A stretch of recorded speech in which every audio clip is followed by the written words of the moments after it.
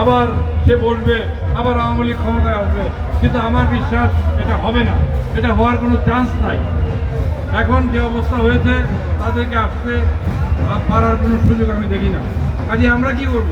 আমরা যারা সনাতন ধর্মীয় মানুষ নিশ্চয়ই যারা আছে তাদের সাথে মিলেমিশে কাজ করতে হবে।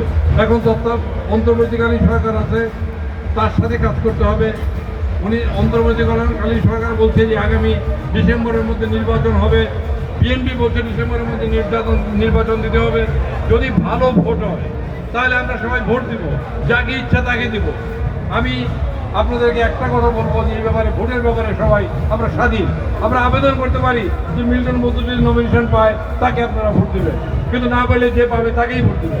আমরা অনুরোধ করবো এইটাই, আমরা বিএনপির ভারপ্রাপ্ত চেয়ারম্যান এবং দেশনেত্রী খালেদা জিয়া তার দুজনের কাছে আমরা বলবো যে মাদারীপুরে মিল্টন বৌদ্ধ সনাতন ধর্মের একটা বিশিষ্ট মানুষ।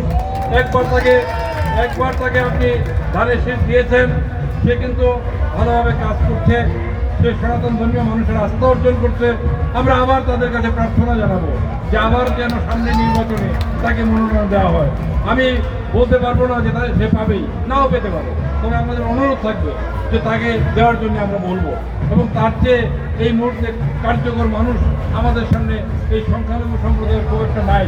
কাজেই আমরা এটাও দাবি করবো যে আমাদের যারা ধর্মীয় সংখ্যালঘু তাদের মধ্য থেকে সব দলের থেকেই নমিনেশন দিতে হবে। যারা নির্বাচন করবে সে যেই হোক না কেন, আমরা বলবো যে সংখ্যালঘু সম্প্রদায়ের প্রতিনিধিকে নির্বাচন করতে হবে।